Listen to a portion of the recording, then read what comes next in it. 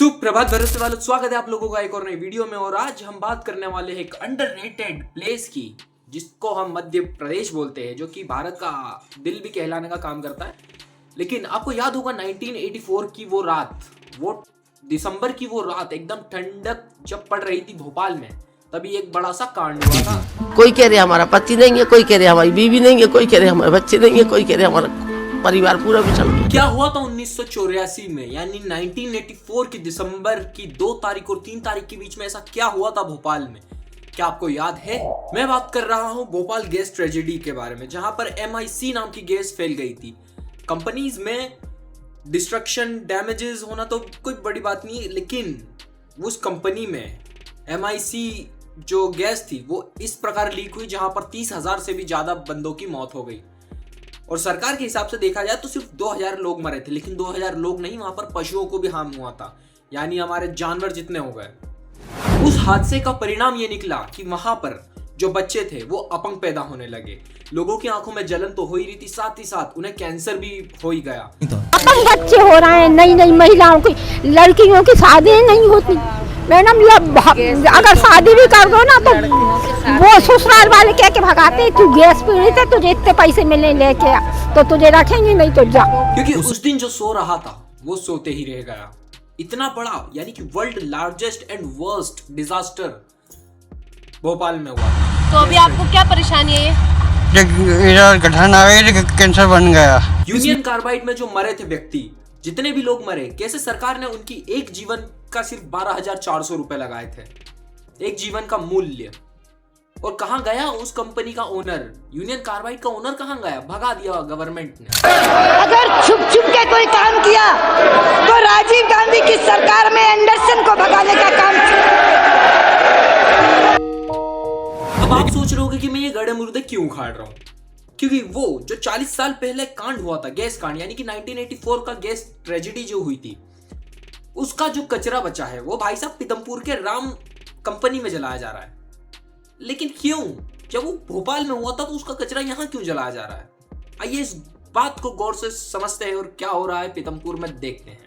1984 का कचरा भोपाल से 9 बजे निकलता है और 4 पौने 4 बजे यहां पीतमपुर पहुंचता है, वो भी फुल सिक्योरिटी के साथ राम की कंपनी में रखा गया है, स्टोर करके, और इसे जलाया जाएगा पुलिस शासन और प्रशासन के निगरानी के। अब जाहिर सी बात है कि 12 कंटेनर में अगर इतना सारा कचरा आया है, वो भी 40 साल पुराना, और पीथमपुर में चलाने वाला है, तो ऑफ कोर्स वहां पर कुछ तो नुकसान होना ही है। जोरों शोरों से प्रोटेस्ट हो रहा है। क्यों? क्योंकि 12 कंटेनर का कचरा, 40 साल पुराना कचरा राम की कंपनी में जलाया जा रहा है।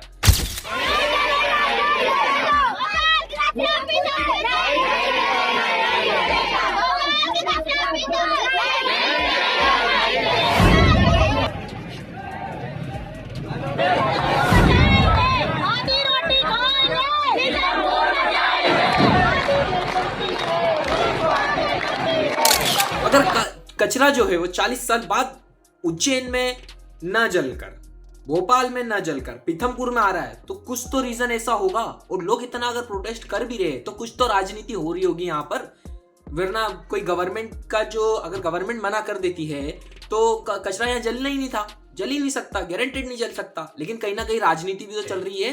बात यहाँ नहीं रुकती। जो लोग प्रोटेस्ट कर रहे हैं वहां पर लाठीचार्ज हो रहा है, वहां पर लोग अपने ऊपर पेट्रोल डाल के जलाने की कोशिश कर रहे हैं। और ये मैं नहीं बोल रहा, ये न्यूज वाले बोल रहे हैं। मध्य प्रदेश के पीतमपुर में यूनाइटेड कार्बाइड के जहरीले कचरे को लेकर विरोध बढ़ता जा रहा है। पुलिस ने कई स्थानों पर लाठीचार्ज भी किया। कुछ लोग चक्का जाम कर रहे थे, जिन्हें पुलिस समझाइश देते हुए भी नजर आई। इधर विरोध के बीच 2 लोगों ने अपने ऊपर पेट्रोल डालकर आत्मदाह करने का प्रयास किया।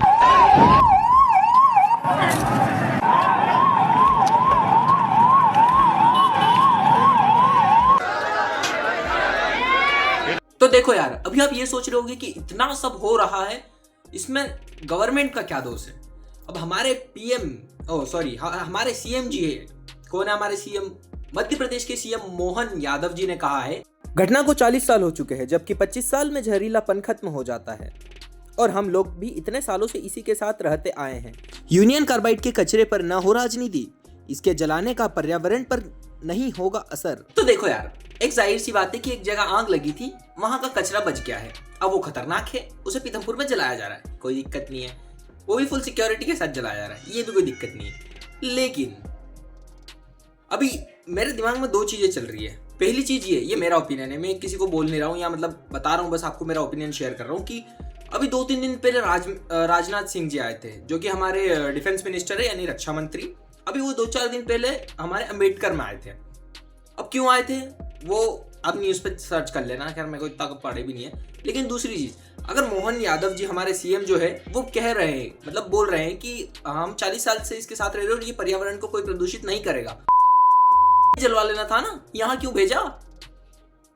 क्योंकि इतना जो प्रोटेस्ट हो रहा है, और मुझे तो लग रहा है कि मतलब एक और जो एसएस रियार जी है वो कैंसर के बहुत बड़े चिकित्सक है।